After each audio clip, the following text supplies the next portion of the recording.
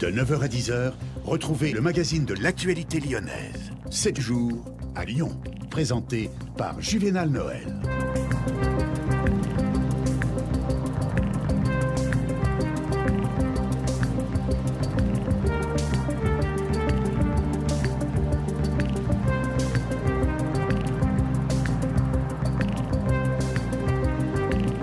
À la une de l'actualité de ce samedi matin, c'est le salon du tourisme Mahana qui a ouvert ses portes hier à Lyon. Se poursuivra donc jusqu'à demain dimanche, un événement annuel qui maintenant est resté fidèle à son ambition. Pour en parler ce matin, nous sommes avec Madame Christelle Marzoulo. Bonjour. Bonjour. Merci d'avoir accepté notre invitation pour nous parler donc de cet événement qui aujourd'hui s'impose aux Lyonnais. Le salon Mahana, de quoi s'agit-il concrètement ? Alors le salon Mahana, c'est un salon du tourisme qui s'adresse à tout visiteur qui souhaite pouvoir voyager en France et de par le monde. Donc Mahana fête sa 37e édition aujourd'hui. Mahana est organisé par le groupe Comexposium qui lui-même est un des leaders mondiaux de l'organisation d'événements, que ce soit dans des événements grand public ou professionnels. Et nous organisons 170 manifestations à peu près dans 26 pays dans le monde. On revient vers vous dans quelques instants. Également, on parlera ce matin d'un nouveau portail Wikilorban qui est un portail collaboratif qui est né depuis quelques temps. Et pour en parler, on est avec Tanguy Gezo. Bonjour Tanguy. Bonjour. Alors, on a envie de dire un portail collaboratif alors qu'aujourd'hui les associations ont leur propre site internet. À quoi ça sert concrètement ? Eh bien, il se trouve qu'effectivement, aujourd'hui, la plupart des assos n'ont pas forcément le site internet, que ça relève quand même de compétences assez précises, et c'est l'un des buts, un des services que propose sommairement Wikilorban.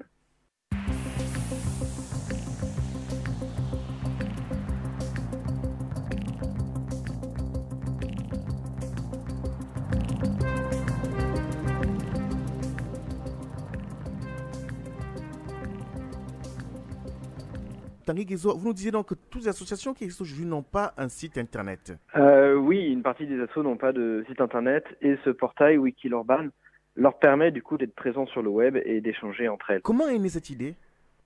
Alors, cette idée, elle est venue en 2015. La ville de Villeurbanne a initié des concertations qui s'appellent les dialogues ville-association, où les assos de Villeurbanne se réunissent régulièrement pour échanger, faire émerger des idées et collaborer. Et à partir de là est née l'envie, le désir de créer un site web. Le CCO faisant partie de ces rendez-vous, et on s'est proposé de créer ce site parce que on pense que développer des outils collaboratifs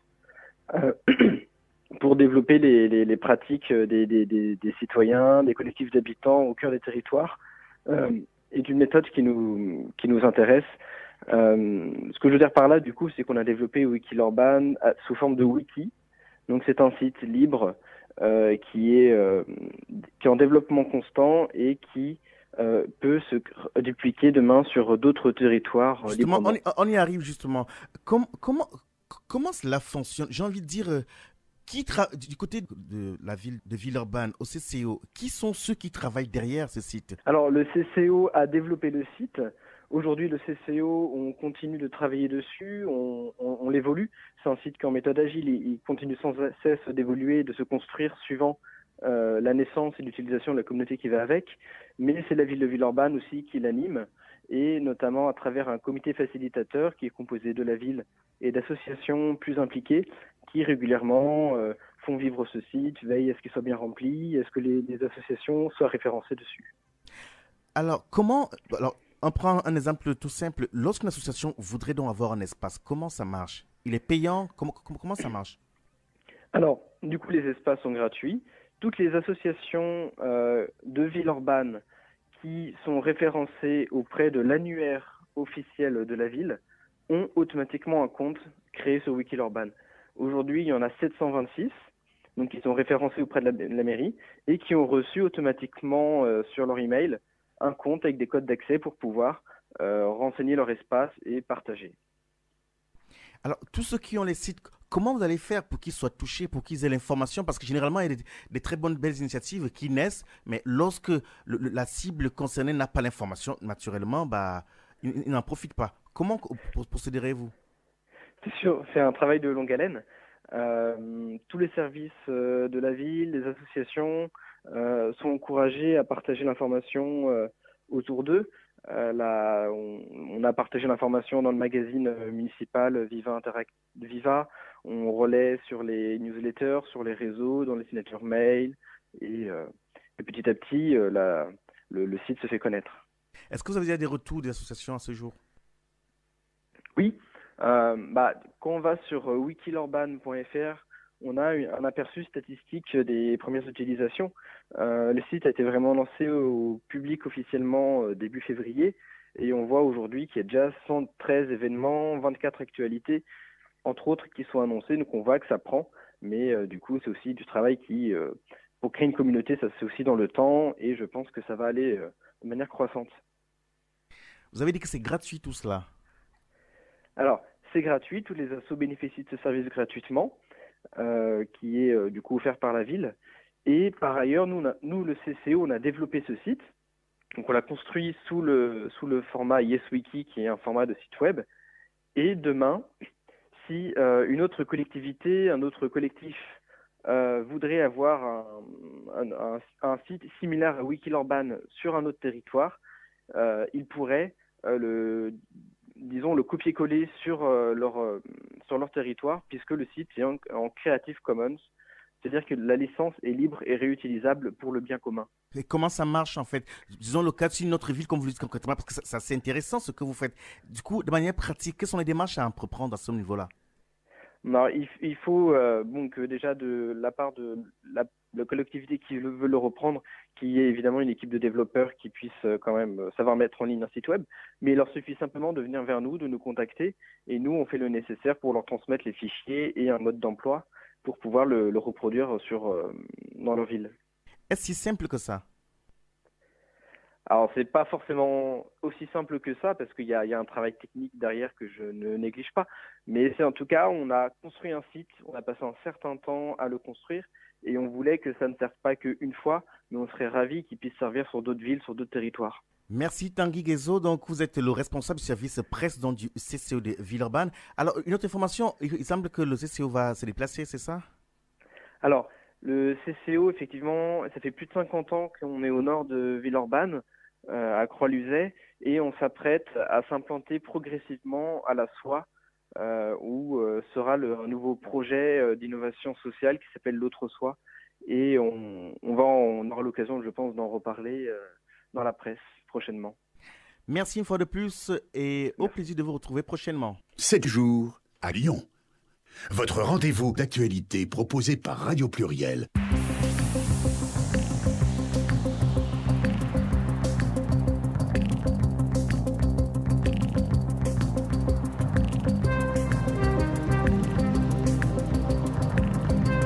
Bien, c'était donc Tanguy Guézo, responsable du service de presse du CCO de Villeurbanne, le centre culturel œcuménique se trouve dans Jean-Pierre Lachaise.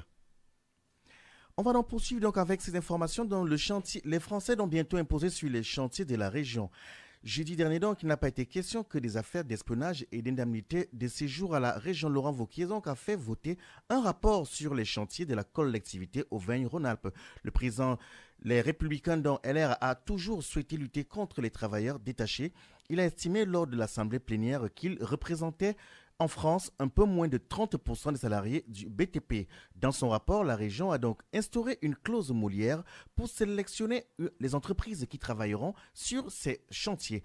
En demandant aux travailleurs de maîtriser le français, Laurent Wauquiez espère ainsi endiguer le phénomène, une mesure saluée par le Front National et conspuée par l'opposition de gauche qui n'a pas voté pour. Le Parti socialiste dont a évoqué une mesure discriminatoire, je cite, pointant ensuite du doigt le fait que les ouvriers intervenus récemment sur un chantier dans les sous-sols de l'hôtel de région ne parlaient pas le français.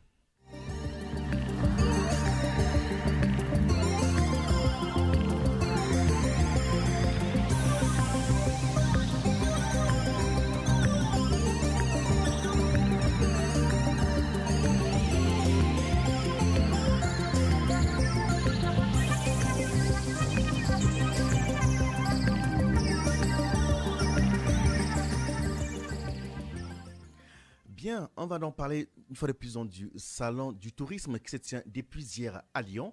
C'est donc avec Madame Christelle Marzoulot dont nous échangeons. Christelle Marzoulot, dites-nous pourquoi organiser un événement de cette envergure à Lyon régulièrement? Alors aujourd'hui, on se rend compte que de plus en plus tout est dématérialisé. C'est vrai qu'on a énormément d'informations sur Internet. Et quoi de plus évident, surtout pour le tourisme qui est un univers d'échange et de convivialité et de partage surtout, que de créer un événement. Donc aujourd'hui, Mahana fête sa 37e édition et l'objectif est de pouvoir rencontrer des professionnels du tourisme pour pouvoir avoir des idées vacances, tant pour des courts séjours, pour peut-être aussi redécouvrir sa région, donc soit en Rhône-Alpes, Auvergne, ou aussi pour découvrir d'autres régions de France et des continents parfois qui sont au bout du monde. Cet événement s'intéresse donc davantage aux professionnels, c'est ça? Alors cet événement, il est grand public, mais ce sont des professionnels du tourisme qui viennent, donc soit des offices de tourisme de France ou des offices de tourisme qui ont une représentativité en France lorsqu'ils sont étrangers, et des pays qui viennent à la rencontre de nos visiteurs de manière à ce qu'ils puissent organiser leurs vacances. Comment est né ce projet? Alors ce projet, il existe bien avant que j'en sois commissaire adjointe, mais l'objectif, c'est vraiment de faire une rencontre, un partage entre une offre et une demande. Une offre qui aujourd'hui est très diverse et une demande qui a besoin d'être rassurée. C'est vrai qu'aujourd'hui, lorsqu'on organise un séjour linguistique pour son enfant, on a besoin de rencontrer les personnes avec qui on va travailler, avec qui il va partir en vacances. C'est un événement essentiellement lyonnais ou on le retrouve dans d'autres villes de France? Alors Mahana existe dans plusieurs villes, donc c'est vrai qu'il existe à Lyon et c'est vraiment une institution depuis de nombreuses années. Il est également organisé à Toulouse, c'est également un événement Mahana. Nous organisons également le Tourissima à Lille et le Salon mondial du tourisme à Paris. Donc pour ceux qui veulent bien s'y rendre, l'événement se déroule à la halle Tony Garnier, c'est bien cela? Exactement, donc depuis hier, l'événement est ouvert à la halle Tony Garnier, avec aujourd'hui un événement particulier puisqu'il y a une mise à l'honneur de Cuba. Et demain, nous aurons une mise à l'honneur des États-Unis. Donc il y a de nombreuses nouvelles destinations qui sont présentes sur le salon. Et ce qui est intéressant, c'est qu'on peut découvrir tant la culture, le patrimoine, que même des fois la gastronomie de certains pays. Pour comprendre, quand on va au salon du tourisme, comment ça marche lorsqu'on y arrive? Pour ceux qui n'y sont jamais allés. Alors lorsqu'on y arrive, c'est très simple. Il y a d'abord une partie France, donc j'ai déjà une partie locale pour redécouvrir peut-être son environnement lyonnais, une partie d'hébergement et d'office de tourisme français. Vous avez des villages thématiques, donc par exemple il y a un très beau village croisière qui met en avant des bons plans et des bonnes affaires puisqu'il y a énormément de croisières et on développe cette année une thématique sur les voyages polaires, donc qui sont peu connus mais qui sont très tendance, et des pays comme l'Iran aujourd'hui, comme les Bahamas qui sont présents sur Mahana. Bien. Pour ceux et celles qui prennent le train en marche, donc nous sommes avec Madame Christelle Marzoulot. Elle est la commissaire adjointe du 37e Salon du tourisme qui se tient depuis hier à la halle Tony Garnier et qui s'achèvera demain dimanche. Donc un événement à ne pas manquer. On revient vers vous dans quelques instants pour découvrir ce qu'il y a de lyonnais au Salon du tourisme. 7 jours à Lyon. Tous les samedis, de 9h à 10h, retrouvez le magazine de l'actualité lyonnaise. 7 jours à Lyon. Pour vous qui nous rejoignez qu'à ce moment, nous recevons ce matin Madame Christelle Marzoulot, qui est la commissaire adjointe du 37e Salon du tourisme qui se déroule à Lyon depuis hier à la halle Tony Garnier. Alors, Christelle Marzoulot, de votre salon, qu'y a-t-il de lyonnais? Je veux dire, moi je suis vise à Lyon, mais il y a sûrement des choses intéressantes à découvrir à Lyon. Comment je fais? Alors bien sûr, évidemment, Only Lyon Congrès Tourisme est un partenaire du salon et propose à tous les visiteurs de la région de pouvoir aussi redécouvrir leur ville. Leur ville est aussi le département, puisqu'aussi Auvergne-Rhône-Alpes aujourd'hui est présent à travers de nombreux départements. Je vais vous donner comme par exemple Bourg-en-Bresse qui est présent sur site, qui va proposer donc de nombreux rendez-vous pour découvrir les joyaux de la ville aux Lyonnais. Il y a également la Drôme qui aujourd'hui, Drôme Tourisme, est présent sur site. Vous avez également la Terre Valserine. De nombreux départements, de nombreuses régions proposent justement aux visiteurs de pouvoir découvrir toutes les offres, tous les événements qui vont avoir lieu dans leur région. On a dit des professionnels, mais j'imagine aujourd'hui que beaucoup de particuliers vont s'y rendre aussi, parents et enfants et autres. Est-ce qu'ils ont leur place à cet événement? Oui, tout à fait. En fait, c'est vraiment un événement grand public, c'est-à-dire que sur les environ 27 000 visiteurs que nous avons eus sur l'édition dernière, nous avons pu comparer, on va dire que la moitié de notre visitorat sont des personnes qui sont à la retraite et qui sont justement à la recherche de séjours en France, à l'étranger, de croisières. Ils sont aussi à la recherche de thermalisme, puisque nous avons une thématique sur le thermalisme, la balnéothérapie, les spas. Et puis également, nous avons l'autre partie qui sont des personnes qui sont actives avec de nombreuses familles. Et d'ailleurs, tout ce week-end, il y a un espace enfant qui est dédié sur le salon. Bien, donc c'est Christelle Marzulot, commissaire adjointe du 37e Salon du Tourisme qui se tient à la halle Tony Garnier. Nous allons prendre ces brefs et on revient vers vous dans quelques instants. Guilain accuse Colomb et la ville de Lyon d'avoir organisé le meeting de Macron avec le remplacement de Michel Avard par Stéphane Guillain qui, à la tête de la droite lyonnaise, ont rêvé d'une opposition féroce. Vendredi donc, les Républicains en sortent des griffes et les croquent en accusant la ville de Lyon d'avoir organisé le meeting d'Emmanuel Macron au Palais des Sports de Gerland samedi dernier. Le bulletin municipal officiel de la ville de Lyon du 6 février 2017 dont fait mention en page 590 d'un arrêté de réglementation provisoire de stationnement des véhicules prise à la demande du cabinet du maire service protocole pour un meeting au Palais des Sports le samedi 4 février. C'est donc bien le cabinet du maire qui est l'organisateur du meeting de M. Macron, car c'est à l'organisation de faire les demandes de réglementation provisoire de stationnement. Fin de citation sans porte dont Stéphane Guillain. En juin dernier, donc, nous avions déjà eu un aperçu du détournement de moyens publics pour accueillir en grande pompe celui qui était encore ministre du gouvernement socialiste de François Hollande. Aujourd'hui, nous voyons que ce n'était là qu'un coup d'essai, poursuit le conseiller municipal et qui précise également que de nombreux membres du cabinet du maire et du président de la métropole étaient présents au meeting. Certains faisaient même partie de l'encadrement de l'événement. Le cabinet de Gérard Collomb nous a fait savoir que ce type d'arrêté est pris très habituellement et pour toute organisation politique à partir du moment où la demande est en effet. Les arrêtés ont été pris par la ville de Lyon suite à l'interpellation écrite et officielle des organisateurs et à la demande de la DDSP, Direction départementale de sécurité publique, pour permettre dans le libre accès des services de secours et la libre circulation et accès des véhicules de sécurité publique, police nationale et CRS, mandaté donc par le préfet, argumente l'entourage du sénateur maire. Espionnage des mails à la région, le Parti socialiste demande à M. Wauquiez de faire toute la lumière sur l'affaire avant l'assemblée plénière de jeudi dernier. Le groupe socialiste démocrate écologiste et apparenté donc de la région Auvergne-Rhône-Alpes a réagi au scandale révélé par lyonmark.com.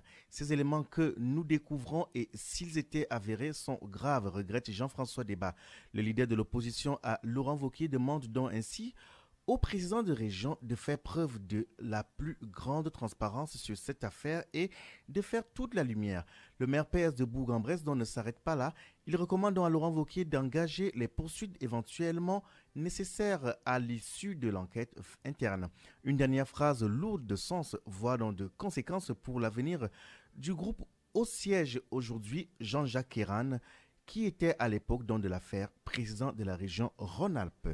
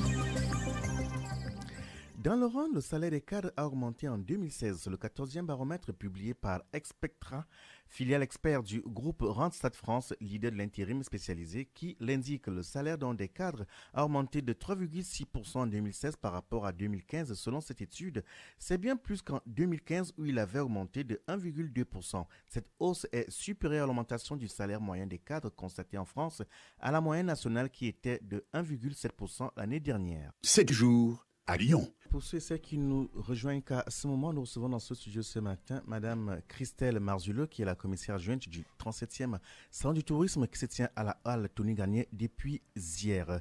Christelle Marzuleux, lorsqu'on arrive au Salon du tourisme, quand on arrive à la Halle Tony Garnier, je veux dire, pour quelqu'un qui s'y retrouve sans être prévenu, qu'est-ce qui attire tout de suite ? Alors, beaucoup de choses sont intéressantes, évidemment. Ce qui peut être surprenant, c'est de voir déjà tout le monde qui graphit dans les allées, tant dans la partie France que dans la partie internationale.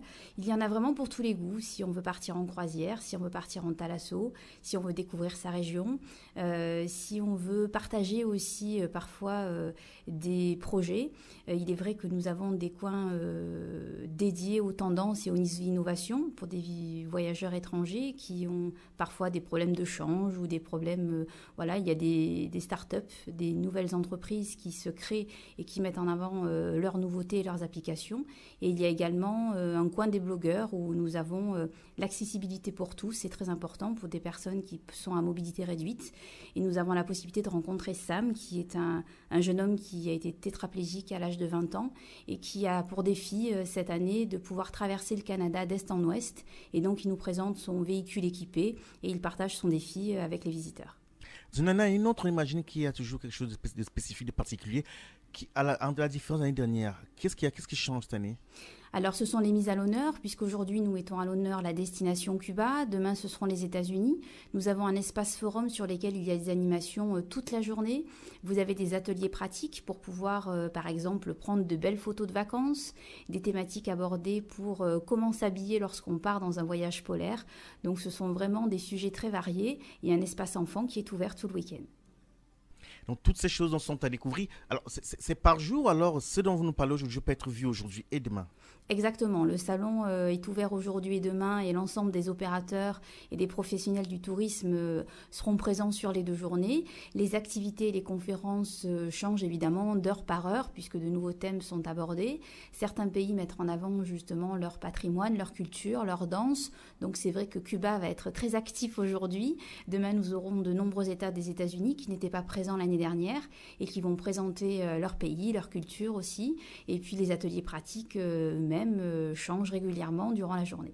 Ça laisse entendre en fait que le Lyonnais qui va sur place pourra faire un petit voyage sur place à Tony Garnier. Exactement, et on s'y tient. L'objectif, c'est de pouvoir déjà rêver en étant sur le salon et de pouvoir découvrir des destinations, peut-être des pays que l'on ne connaît pas forcément, rencontrer des gens qui y vivent, des guides touristiques perdus du Pérou qui viennent sur site pour raconter leur histoire et pouvoir vous donner envie de partager avec eux leur destination, leurs connaissances. Et c'est vraiment un lieu d'échange et de découverte.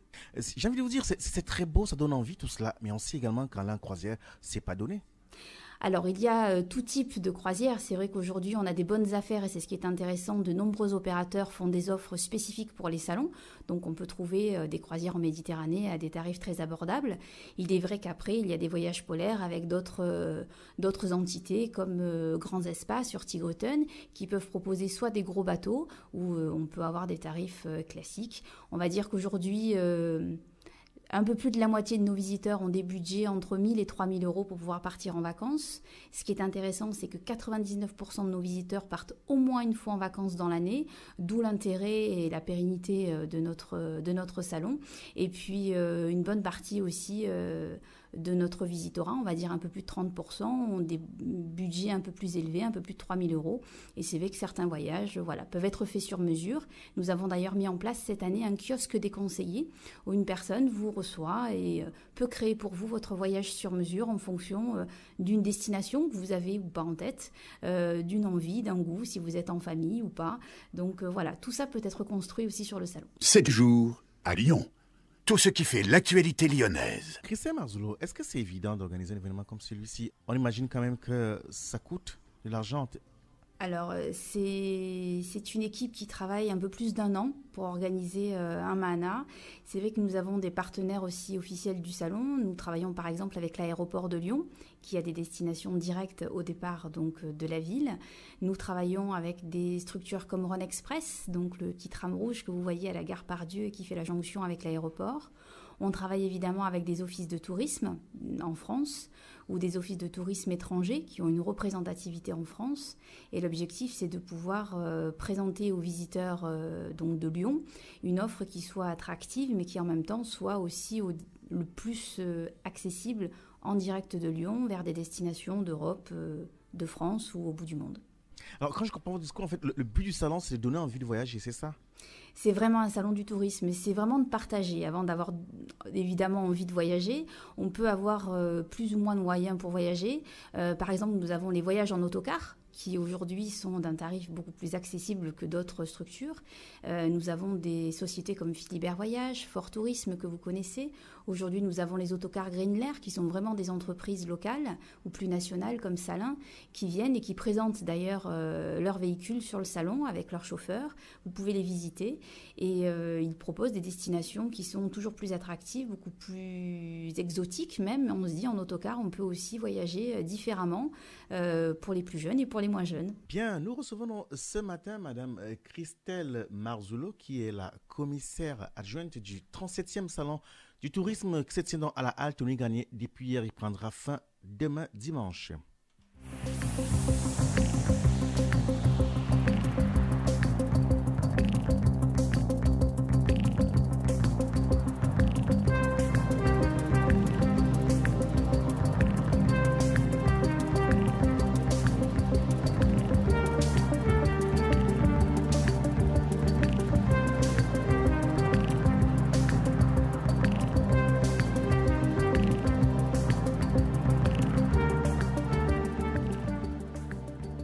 Guide Michelin 2017 du restaurant de Lyon étoilé pour la première fois. Le palmarès a été dévoilé jeudi dernier en fin de matinée au Palais Brongniart à Paris. La sélection du célèbre Bibendum compte cette année 616 restaurants étoilés, dont 70 nouveaux.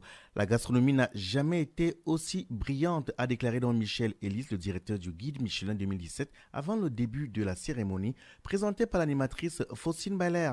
Le Guide Rouge, créé en 1900 par les frères Michelin, a attribué une première étoile à 2 établissements lyonnais, le restaurant Jérémy Galvan dans le 5e arrondissement et le restaurant franco-péruvien Miraflores dans le 6e arrondissement, tout cela sans publicité.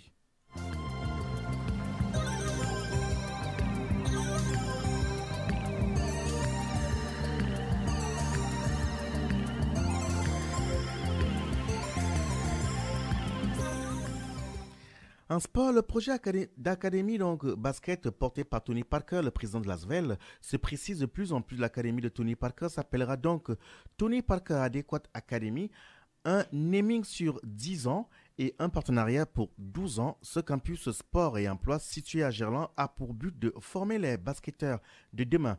Pour débuter, il aura donc une centaine d'académiciens venus du monde entier, garçons et filles. Et c'est l'entreprise lyonnaise Adéquate, recrutement et travail temporaire qui a été choisi par le président de l'ASVEL pour être le naming de ce projet. Un contrat de 12 ans a été signé avec celle-ci.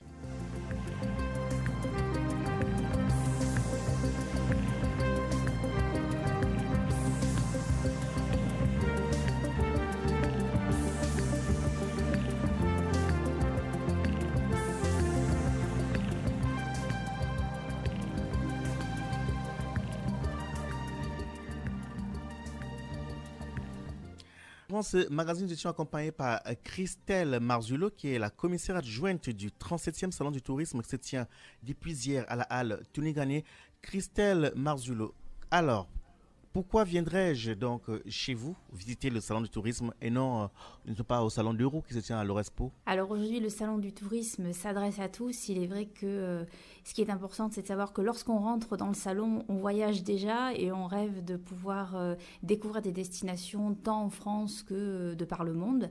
Donc de nombreuses animations et de nombreuses conférences pourront vous donner envie de voyager, que ce soit en bateau, que ce soit en croisière, que ce soit peut-être de votre propre initiative, comme de certains blogueurs ou globetrotters qui sont sur place et qui racontent leurs expériences. Et puis il y a aussi de nombreuses invitations. Il y aura des danses du monde qui seront mises en avant sur le forum cet après-midi et dimanche après-midi également. Il y aura des cours de cuisine avec Coriandre et Citronnelle. Il y aura Tropical qui mettra en avant, c'est un collectif d'artistes. Quand vous dites cours de cuisine, c'est-à-dire qu'il y a la possibilité de se restaurer sur place? Oui, bien sûr. Alors il y a un restaurant qui est sur place. Il y a un magnifique salon de thé qui a été installé. Donc il y a une petite terrasse bar aussi qui est installée dans le hall. Donc tout est fait pour que vous puissiez y passer un agréable moment. Est-ce que Radio Pluriel pourra avoir sa place l'année prochaine? Eh bien, pourquoi pas? Déjà, merci beaucoup de cette invitation et on sera heureux de pouvoir vous y inviter pour la 38e édition en 2018. Merci pour cette belle proposition. On fera ce qu'il faut pour être là. Pourquoi pas? Amis auditeurs, notre magazine arrive à son terme. On espère vous avoir apporté des informations sur votre ville, votre région. Rendez-vous est pris samedi prochain à la même heure. C'était 7 jours à Lyon. Bonne semaine avec Radio Pluriel.